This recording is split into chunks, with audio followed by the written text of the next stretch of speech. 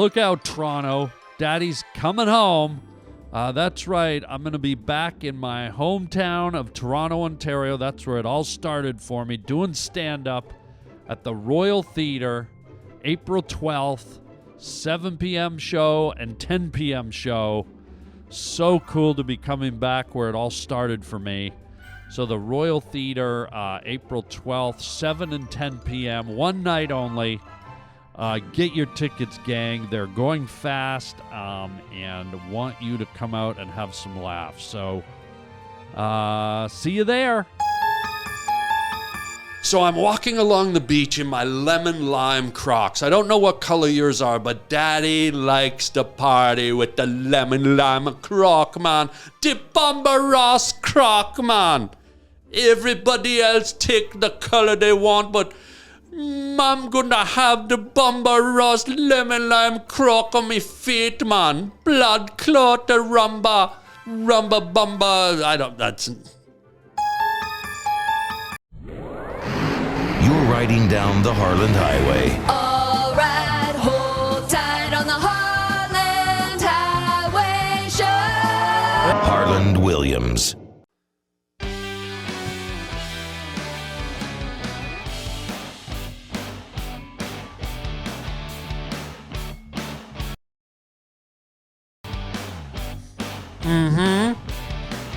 Well, now,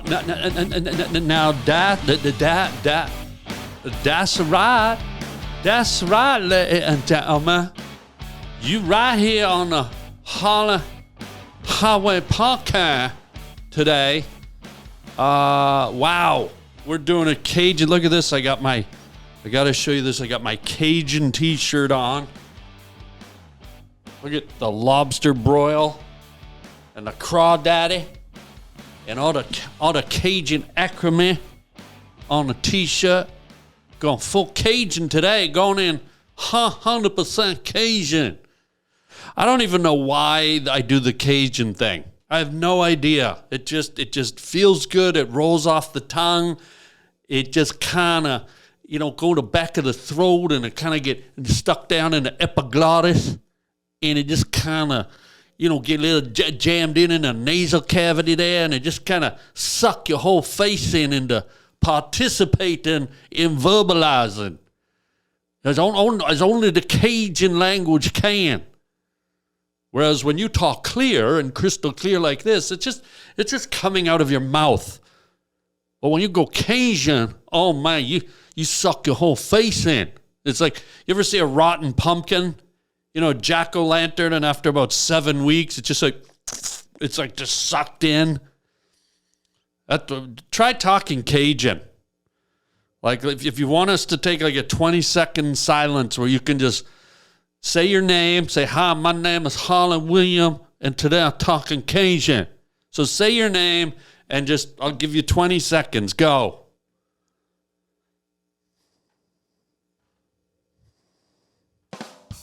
There it is, 20 seconds, and I bet could you feel it?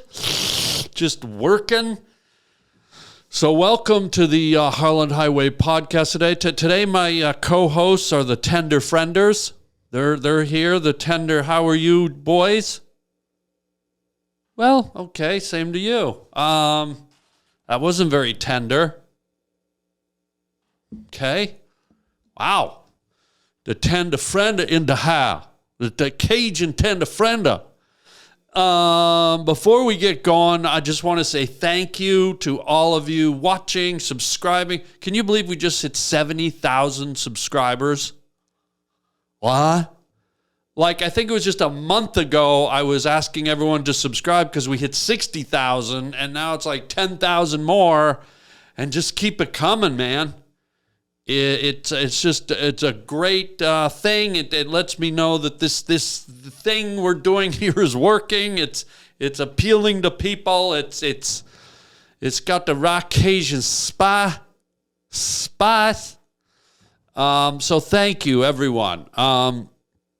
And today we're doing a little bit of a solo show. I had a guest and they canceled, but that's okay. Because believe you me, I got enough to talk about on my own time. Believe me. And I want to start with a conspiracy theory. I don't know how many of y'all are conspiracy theorists, but yours truly doesn't usually buy into the conspiracy theories, but I went on a deep dive. I wanted to clear some nonsense up. I wanted to get answers. And so through my diligent research, my answers will now become your answers. And they're free of charge, no fee.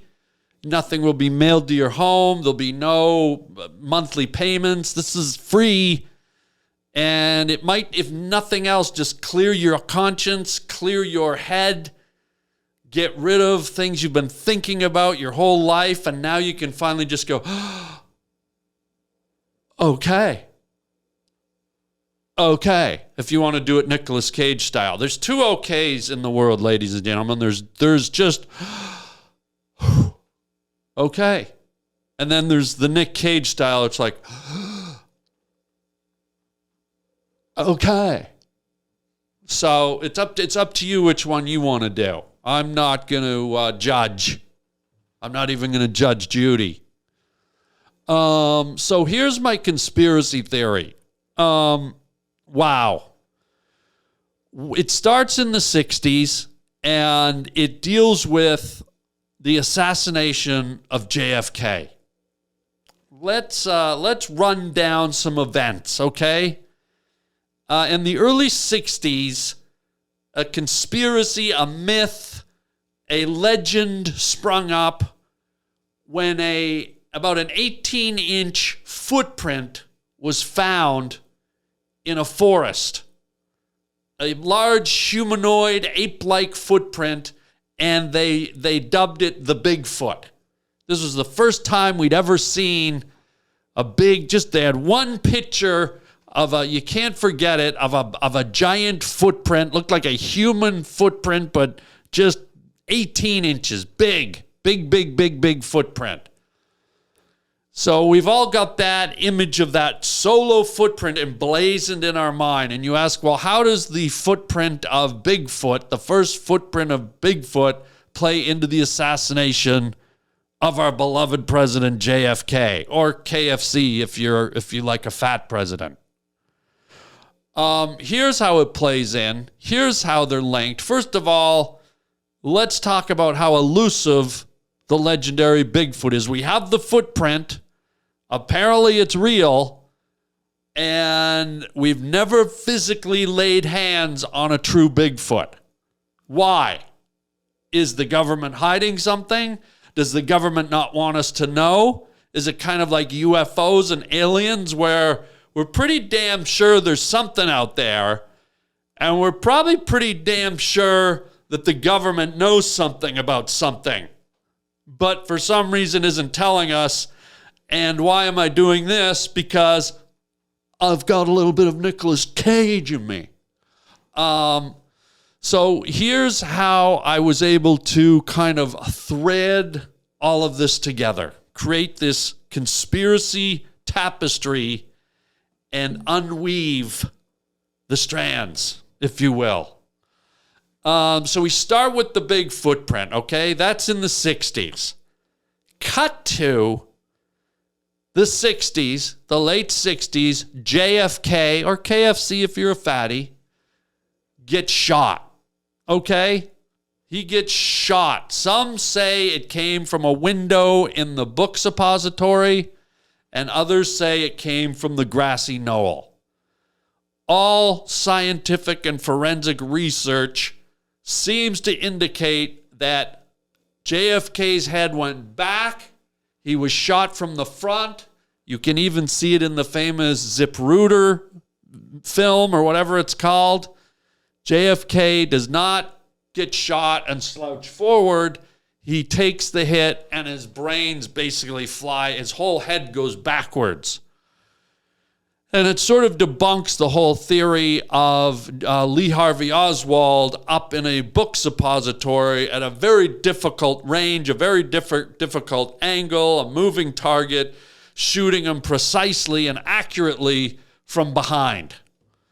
If you watch carefully at the breakdown, the forensic breakdown of any of the bullet entry points and the angle, the trajectory, all these big words that many of you don't know. Many of you don't hear those words tossed around up at DeVry where you go. So just ride with this. Ride with this, okay? So now we have to conclude, at least I do, as the conspiracy theorist breakdowniest, which is Greek for guy who breaks down conspiracy theory. Now I have to conclude that based on the forensic evidence that the shots were fired from the grassy knoll. Okay? So let's cut to, for a minute, the same day Kennedy was shot, which was early morning, I believe, or just around lunchtime, sun high in the sky. Let's cut to just a little ways away in a forested area on the same day, the famous film footage of what they believe to be the only legitimate Sasquatch. You've seen it, that one where the thing's lumbering, he's got his arms swinging, he's lumbering across the creek bed into the pine trees, he's just lumbering, and then he does that famous look back, and he's sort of like in a hurry. Well, isn't that interesting? What hurry does a Sasquatch need? Where does Yeti need to be? Is there a brunch over by the boulders? Is somebody having a Alcoholics Anonymous session over at the community center? What's the rush, Nacho? So now if you kind of start to put the pieces together, let's talk about a grassy knoll. Hey, everybody, weird question, but do you want to smell like a zero? I want to tell you about this product called Mando, okay?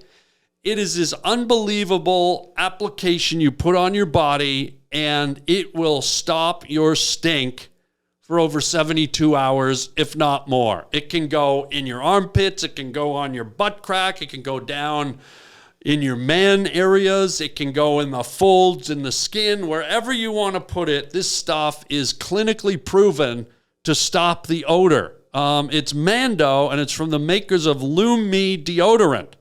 It's clinically proven to stop odor for 72 hours wherever you stink. So make the switch to Mando, the whole body deodorant, and smell like a zero every day. I have a special offer to tell you about right now. New customers get $5 off a starter pack with our exclusive code and link, okay? Use code Harland at shopmando.com. shopmando.com. And this stuff, I've had it on. It gives you confidence. It makes you feel stink-free. I mean, when the soap and water wear off, people, the Mando just keeps giving. It knocks out the stink, and it prevents any stink it just cuts it off at the beginning, cutting off the stink. It's safe to use anywhere on your body, and it was created by a doctor who saw firsthand how normal BO was being misdiagnosed and mistreated. So this is clinically proven to block the odor all day and for up to 72 hours. It's baking soda free, farben free, pH balance, and safe to use below the belt. Clinically proven to control odor better than a shower with soap. Don't forget the starter pack is perfect for new customers. It comes with a solid stick deodorant, cream tube deodorant, 2 free products of your choice, and free shipping, okay? And don't forget, as a special offer for listeners, new customers get $5 off a Mando starter pack with the code Harland. Harland at shopmando.com. That equates to over 40% off your starter pack when you visit shopmando.com and use the code Harland. So there you go. Stop stinking, start thinking, and let's go. Now that we're odor-free, let's get back to the show. Okay? Where have you ever heard the term grassy knoll ever before? Only in Dallas, Texas. Have you ever gone to New York and said, hey, let's go to the grassy knoll? You ever been down in Atlanta? Hey, let's go to the grassy knoll. You ever been over in California? Hey, man, let's go to the grassy knoll, dude. No.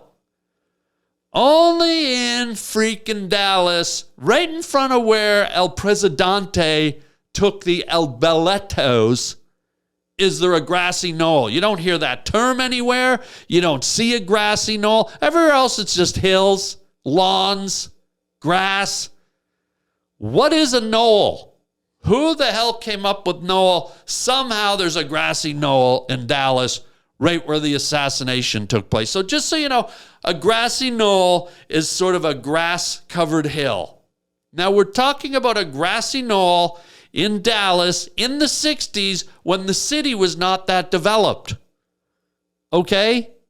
There was room for a grassy knoll. There was space. There wasn't the architectural clutter that there is now. What city has room for a grassy knoll?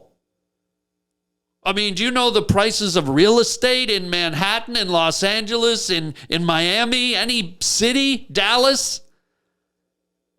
Like a patch of land the size of Chardet's forehead is worth $4 million. So there ain't no grassy knolls hanging around. That grassy knoll's probably worth a fortune. It's right downtown. That's prime real estate, that knoll. So here's the deal. Why was there a knoll? We don't know, but there was. It's grass in a city, but back then when the city wasn't as populated by architecture, what does a grassy knoll evolve into? You have to look beyond the knoll and look at where it goes. So a grassy knoll, if you keep walking, it eventually becomes unkempt. Okay? A grassy knoll is probably manicured. It's probably been landscaped. It's in the city. It's right downtown. They want it to look purty. But what happens when you start walking towards the far recessed end of El Grassy El Noli? Well, now the grass starts getting a little higher. Here's that word again, unkempt. The grass gets higher. The weeds start growing. The shrubs. You see where I'm saying? The further along you go, the thicker the grassy knoll gets, almost like a dirty lesbian's bush on a hot summer night. What? So as you keep traversing the grassy knoll, the deeper you get into it, the further along you go, it evolves into a field. Now you got the knee-high grasses. You got the knee-high grasses. You're like Gladiator walking in a dream sequence, touching the tips of the grass with your Gladiator blood-soaked fingers. And you're walking through the grass, and then the grasses graduate into shrubs, and then into weeds, and then into small plants and trees. And eventually, folks, it evolves into a full-fledged forest. Now let's examine again the interesting, hasty gait of one said Sasquatch, the Yeti. Do you remember how he was walking through he's got his arms swinging and he looks like he's in a bit of and he does that look back? Well, if that isn't the look, ladies and gentlemen, that famous film clip of that Sasquatch walking through that forest, the way he's doing it and the way he looks back, if that's not the look of a mythical beast that just shot a beloved president, right? Are you seeing how this is patching together? You've got a Sasquatch, okay?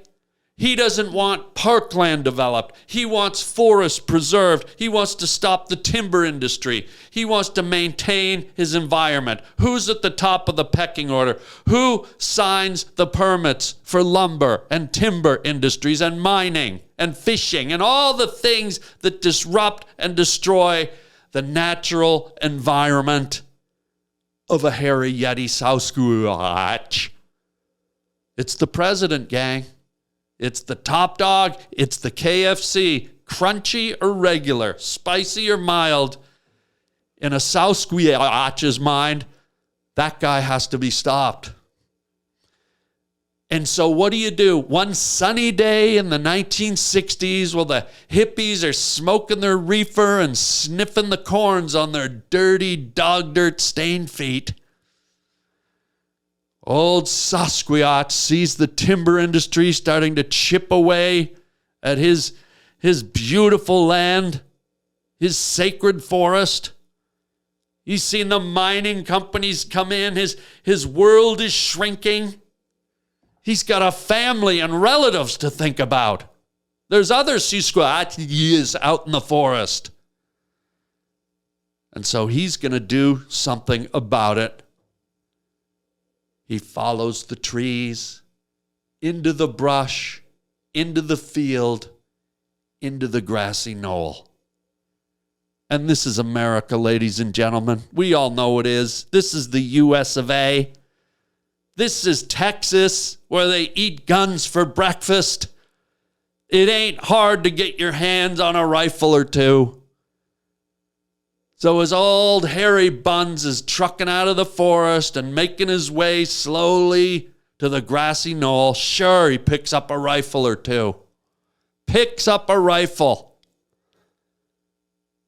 Here comes Kennedy down the street, waving. His beautiful wife by his side, Jacqueline Kennedy Onassis. For some reason, they had the Greek name in there, even though she wasn't married to him yet.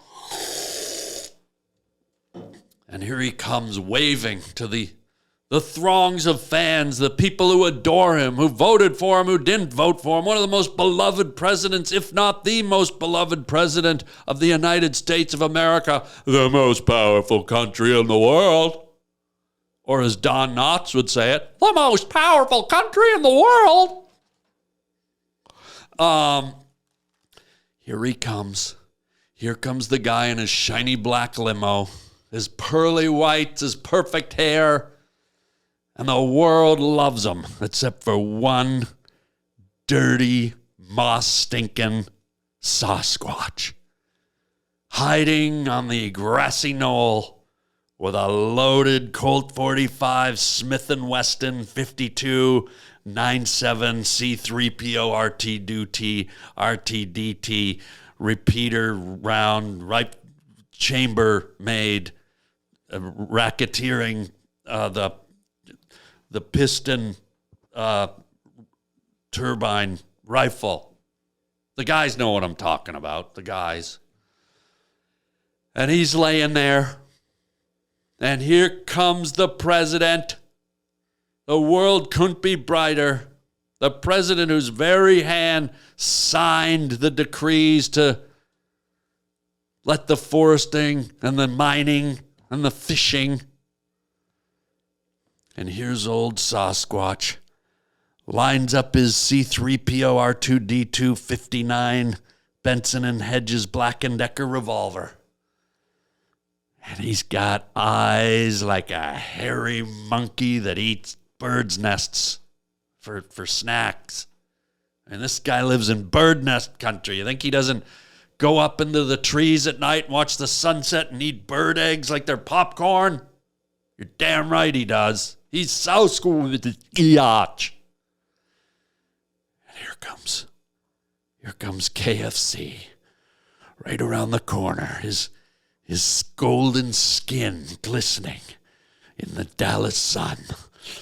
And here's Sasquatch with a glint in his eye. It's time for payback, baby.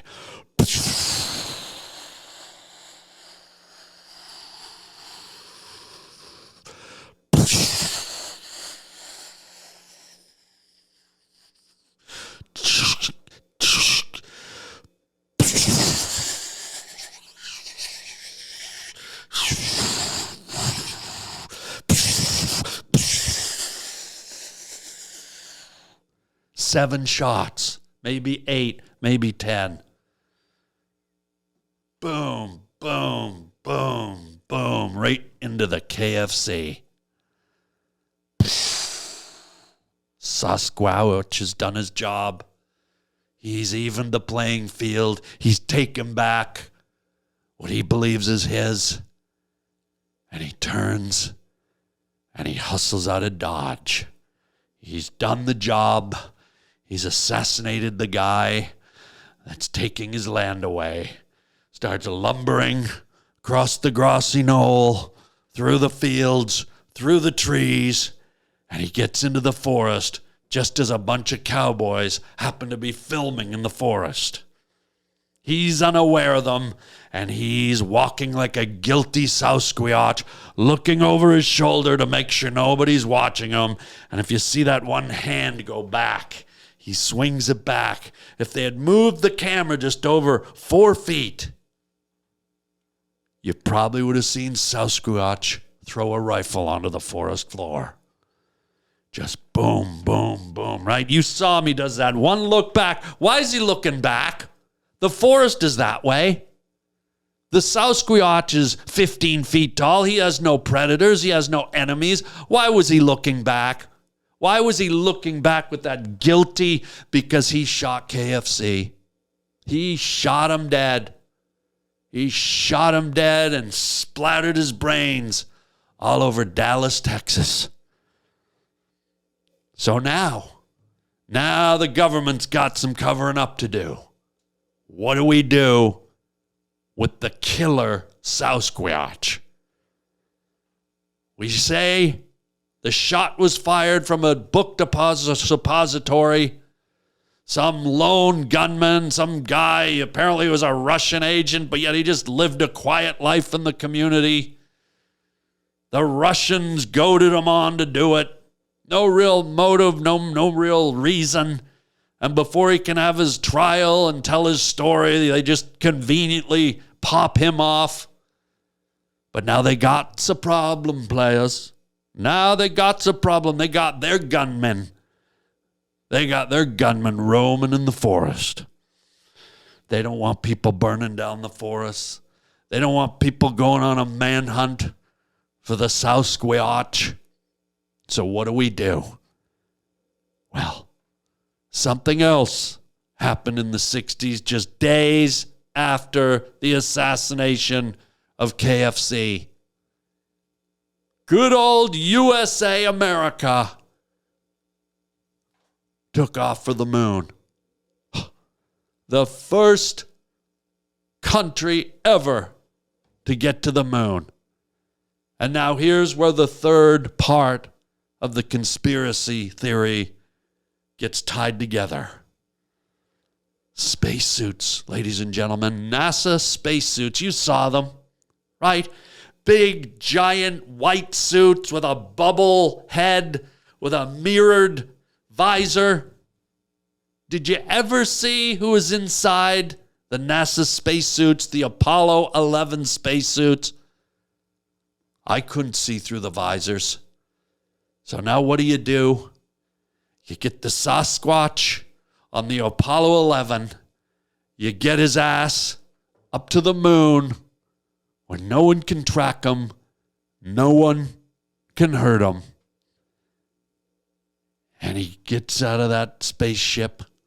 He walks down the ladder. And boom. What do we see? The first thing we see on the moon.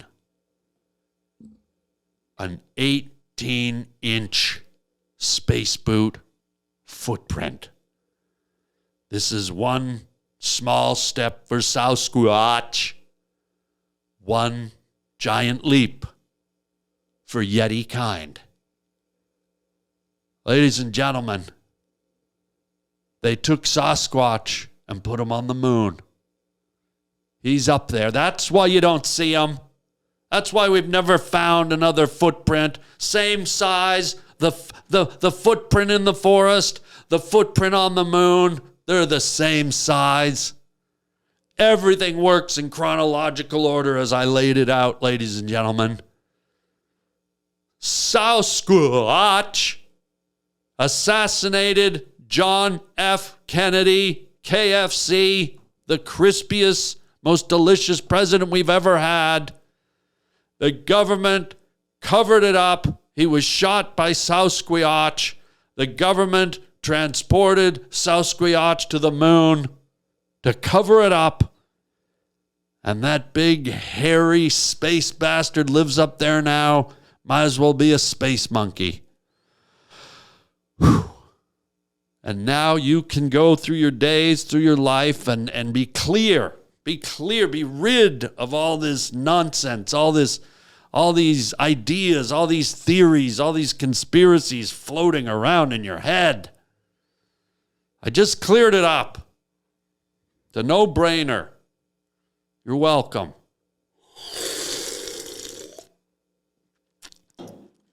Wow. Hey, everybody. Check out my merchandise at harbling.com. Yeah, most people just slap some letters or images on a t-shirt or a hoodie, but not me. Yours truly. Guess what? I draw my own designs. At harbling.com, you can see tons of my hand-drawn t-shirts. You can either buy the original or you can buy a print. And man, oh man, wear them loud and proud. I love making these designs for you guys and keeping it personal. So check out the whole catalog. We got hoodies, we got coffee mugs, we got t-shirts, you name it, it's there at harbling.com. Get your Harland original design, wearable art at harbling.com today. And thank you for your support. And I'll just keep the groovy images coming.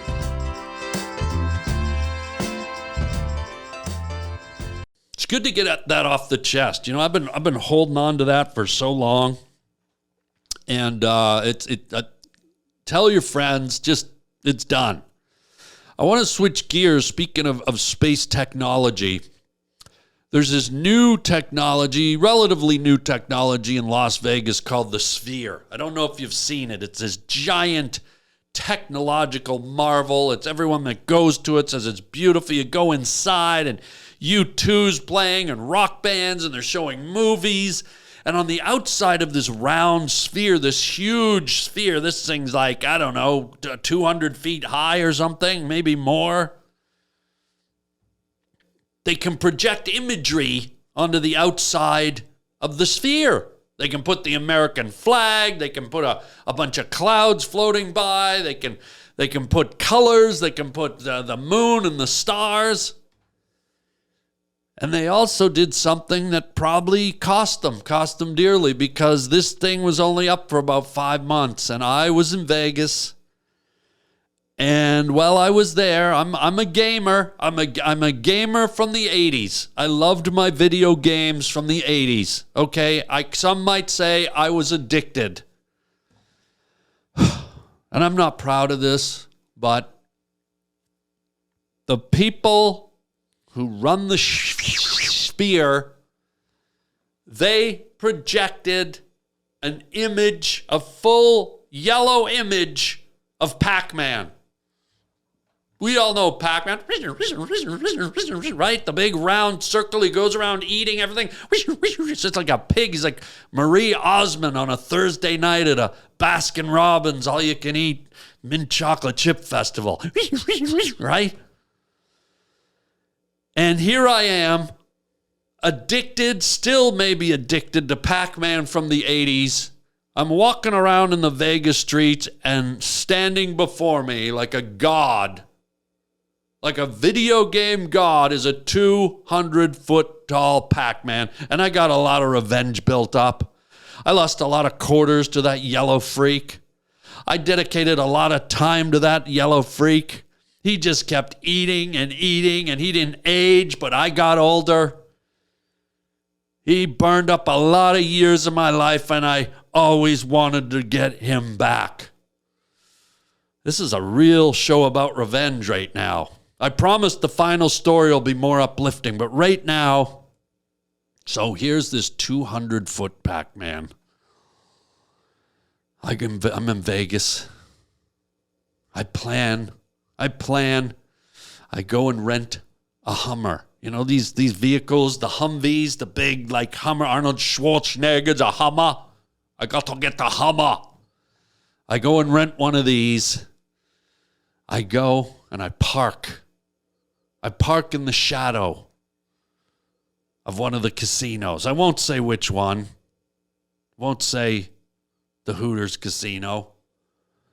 But I park in the shadow and I wait for this giant, round, massive Pac-Man to show itself on the exterior of the sphere. And there's some clouds, there's a rainforest, there's the American flag, and I'm sitting there in the air-conditioned beauty of my Hummer, my rented Hummer. All of a sudden, the giant sphere turns yellow and turns into Pac-Man. Put her into drive, gun it. Daddy puts his pedal to the metal, puts his foot to the floor because Daddy likes to ride hot. And I speed with everything I got under the hood of that Hummer, also the name of a sex act in West Hollywood. And I'm just burning up the asphalt.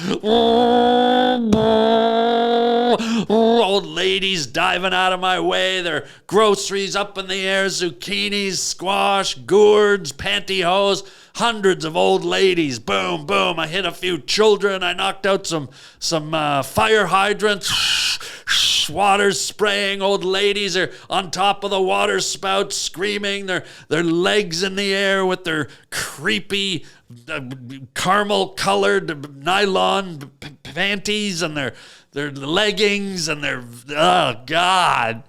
And I'm just... I got fire in my eyes. I got 2 packs of Arby's horsey sauce and just squirted it in my eyes. There's flames. Arby's. Here comes the giant Pac-Man. Boom. Daddy hits the Pac-Man. I hit it so hard, knocked the sphere, the Britney sphere, right off its moorings. And now, Pac-Man, 200 feet tall, is rolling down the Las Vegas Strip, eating casinos, eating families, eating children, eating stray dogs, swallowing cats and spitting them out. Somehow it doesn't like pussy. And off it goes in the distance, cuts a hole through the mountains on the horizon line. Vegas destroyed, countryside devastated. And as we speak right now, somewhere in this vast country of ours, Pac-Man cuts a swath through the communities, the valleys, the hills, the dales, eating anything in its way. Destruction, unmasked. So beware, be careful. Pac-Man is out there, and it's all because of me. But I don't care. How's that? Well, how's that? I unleash horror on the world, and then right at the end, it says, I don't care. Yeah, Pac-Man's coming to eat your town, your village, your family. I don't care. Like the way I just threw it away, so nonchalant, so laissez-faire. So laissez-faire. Yeah. So what? So I unleashed Pac-Man on you. So what? We all gotta die? You want to die from a terminal illness? You want to drown in a river? You want to get hit by a bus? Or do you want to get up to heaven and tell all those other loser angels that you got swallowed by Pac-Man?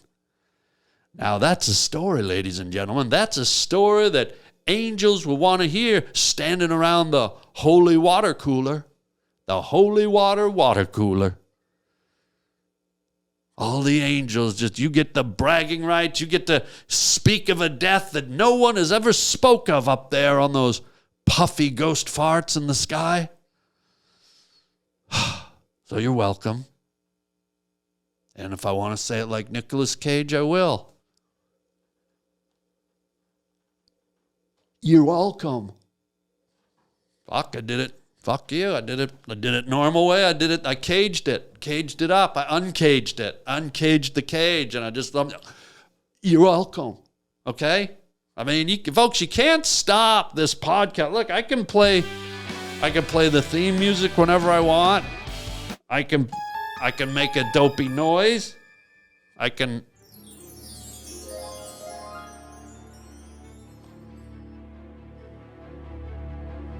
create suspense for no reason at all. What was once just a normal, calm, rational podcast is now teetering on the edge of what?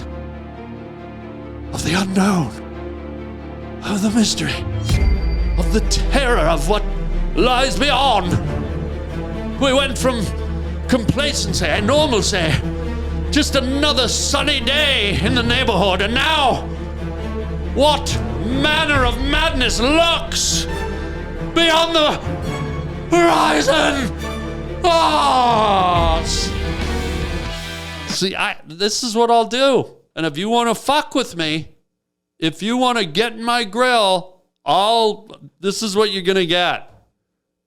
So back down, walk backwards, Nacho, grab an adult diaper, put it on your face, breathe it in real deep, and go puke on a manatee. I said it.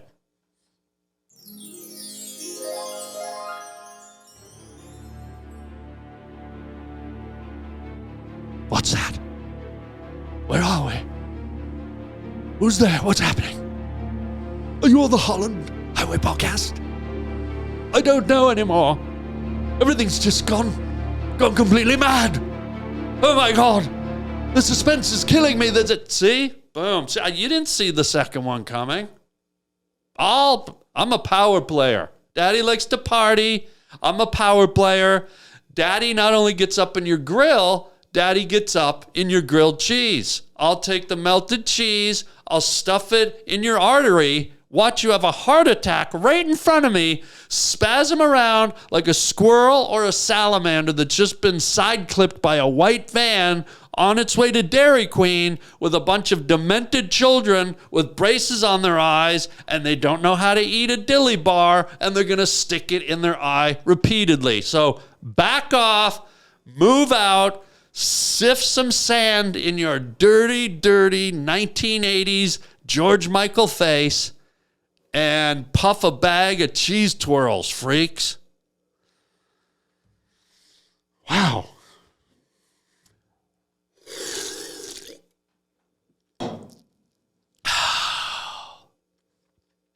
Let's get to our next story. This is our final story, and this is a story that I think, unlike the other two, some of you might not have been able to relate to.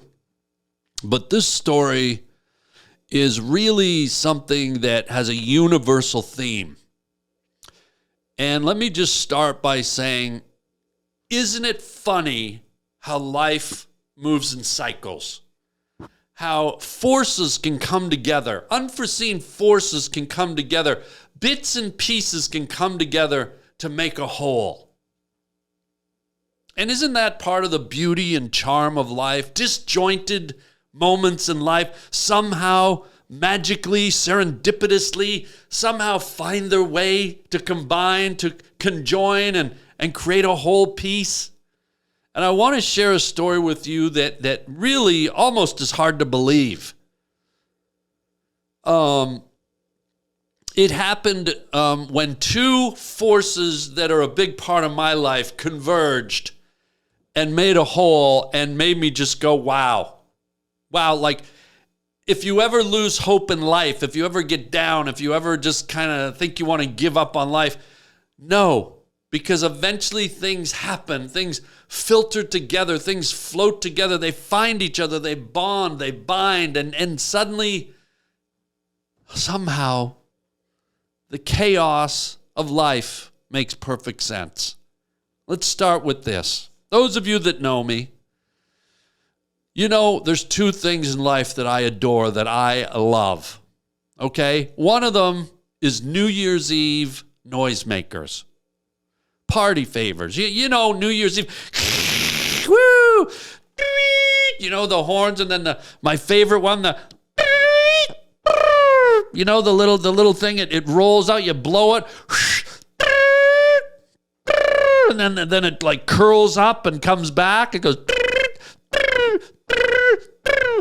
That one's my favorite. Just the motion, the unfurling, and it's like a fatty, some fatty up on Brokeback Mountain rolling out a sleeping bag, hoping that the night's gonna be hot, spicy, and full of lasagna.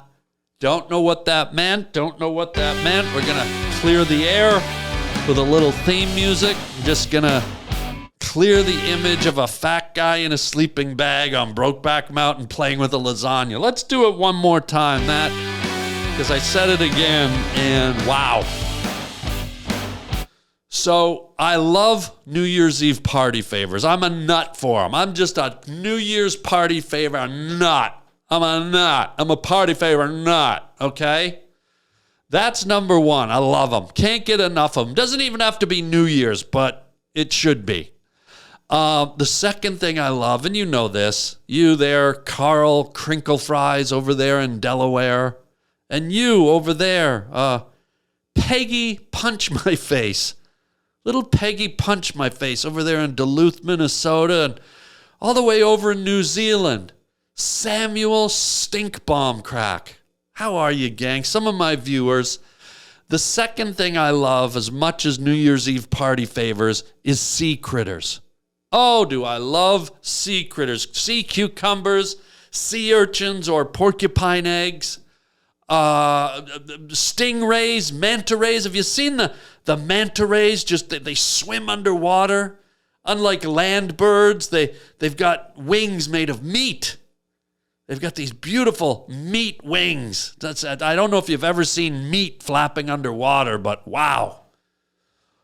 Maybe over there at the Jenny Craig lap pool, you've seen a bit of meat flapping underwater, but I'm talking about the ones out in the wild ocean. I love me some sea cucumbers. I love me an octopi. And here's where the two forces in my life came together. I never thought it would happen. I'm at the beach recently. I'm down at the beach. I love a good day at the beach. The smell of sea urchin clit in the air, breathing in the waft of sea turtle placenta. Oh, sea cucumber turd. I mean, just the smell of the beach. It's wonderful. Stepping on washed up tampons and bent heroin needles. Just stop me. And I'm walking along the beach, beautiful sunny day. I'm in my lemon lime Crocs, okay? I don't know what color your Crocs are, but mine are lemon lime.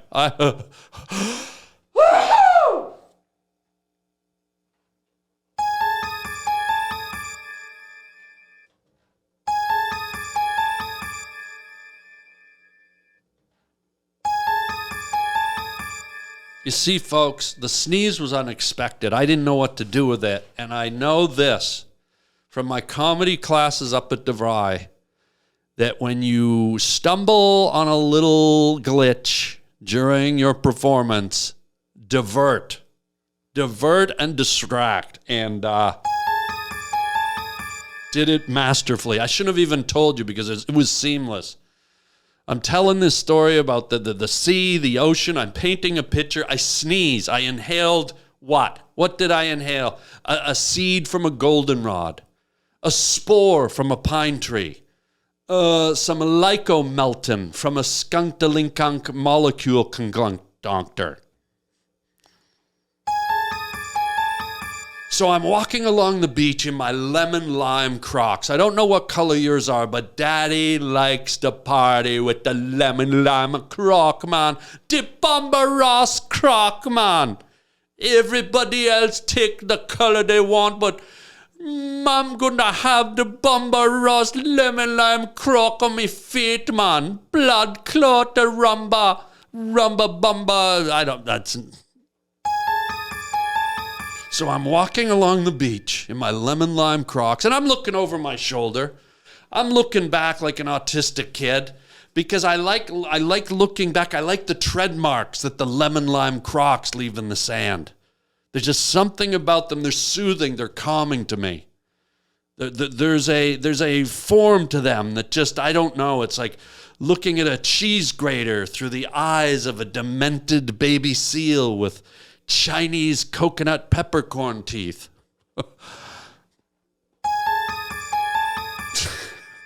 So I'm walking along the beach, and as you know, the sea is full of critters.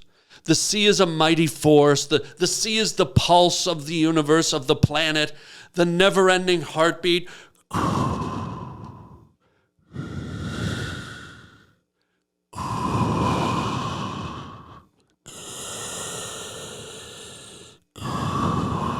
Sounds like the ocean needs a sleep apnea machine, if I'm being honest. But you know what I'm talking about. The never-ending tide, the energy, the flow of the ocean. And I'm walking along, and I look down on the sparkling sand, and washed in on the foam of a wave, laying there, helpless on the sand, a seahorse. We all love seahorses.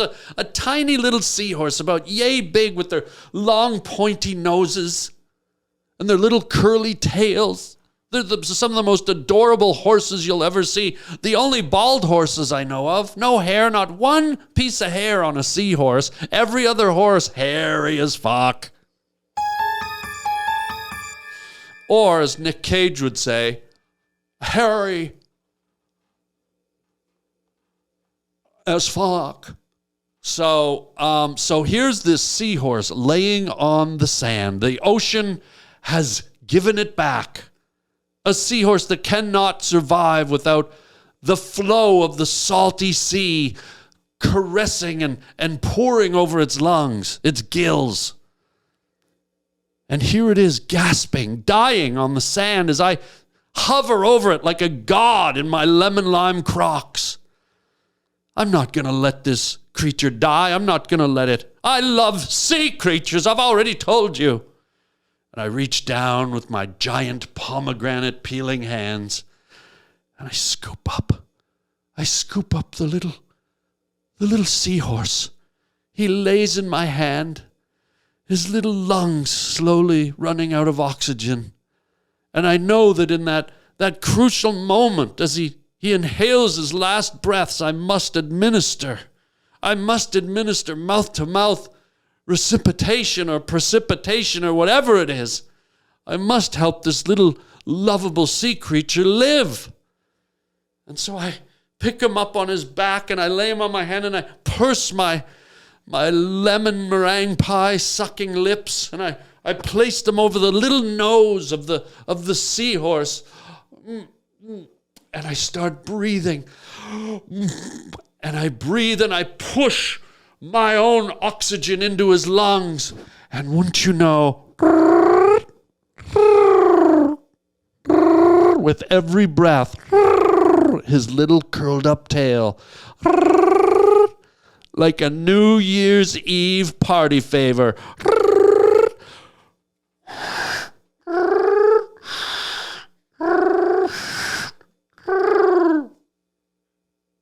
Are you effing kidding me? The two things I love the most, New Year's Eve party favors, mainly the one you blow and the little thing rolls out, and sea critters. And I get a seahorse, I blow in his elongated nose, like a living, breathing sea New Year's Eve party favor. Salt, water, party favors, sea. And I looked down at my watch and I went, oh my God, it's the last day of the year. It's New Year's Eve.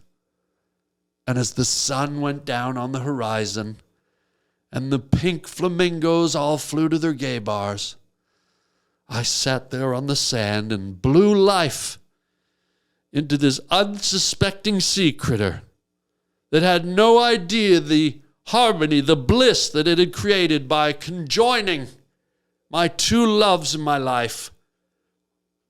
New Year's Eve party favors and sea critters.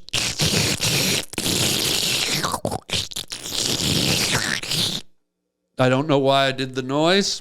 I'm not going to apologize. I didn't even like that. So there you go, folks. Just whatever's going on in your life, just know that life is mysterious. Life has a way of doing strange and amazing things. Life has a way of circling around, taking the elements that make your life worth living and somehow bringing them together. You've got to have that belief. You've got to have that faith. You've got to have that knowing deep inside you that life finds its way. You're here for a reason. Life provides the answers. Life provides joy. Whew. And on that note, I think we'll wrap it up. I think we got through a lot. I think all of us probably need therapy. But here we are nonetheless. And I want to thank you again. I want to thank you for watching the podcast. Please tell your friends about it. If you haven't subscribed to the podcast, please just hit that subscribe button. And if this episode terrified you, please don't hit unsubscribe. Just stay there. Other better episodes will come around. This one was a real toughie. This one was, I think we all know, this one was real tough. This one was real hard. Real hard. But also, while you're there, check out my stand-up comedy schedule at harlandwilliams.com. You can see all my tour dates. I'm touring around the country, so I might be coming to your city or town, I guarantee. harlandwilliams.com. Also, go to harbling.com and check out my hand-drawn T-shirts. I draw them all myself right onto the T-shirt. A lot of fun designs. I think you'll like them. If you want a personal video message from me that resembles what you just saw here today, you can go to the Cameo app and type my name in at Cameo, and you can request me to make a personal video for you. It can be for a birthday, an anniversary, a funeral, a graduation. It could just be a pep talk. People hit me up all the time on Cameo and just say, Harland, give me a pep talk. Or they ask me about certain topics or advice, or they just want me to give them a laugh. So it's right there. And then if you want to call in, oh my God, we have a phone number where if you want to leave a message, you might get on the Harland Highway podcast. It's 323-696-0222. 323-696-0222. And we might put your voice message on the podcast. That you can say whatever you want. Talk about whatever you want, ask whatever you want. Now, they don't all get on. We get a lot of them, so we sort of have to pick through. But don't give up, and don't be offended if we don't get you, because we have a lot. There's no possible way we could put all of them on. But we love hearing from you regardless. And also, we also have the Harland Highway merchandise store on the YouTube page, right underneath where the video plays. We have a store where you can buy Harland Highway merchandise, T-shirts, coffee mugs, stickers, hoodies, all kinds of cool stuff. And again, I can't thank y'all enough for being here. You-hoo, boy, I cannot thank y'all enough for watching the podcast. But that's it for today. Folks, I hope you had a good time. I hope you learned a lot. I know I did. Let's hit the theme music. We'll be back next time for more fun, more frolic. We got some more great guests coming up. We also have another episode where it's all dedicated to your phone calls. So like I said, phone in and leave a message. And I love having you here. Love doing the show. And until next time, chicken chow mein, baby.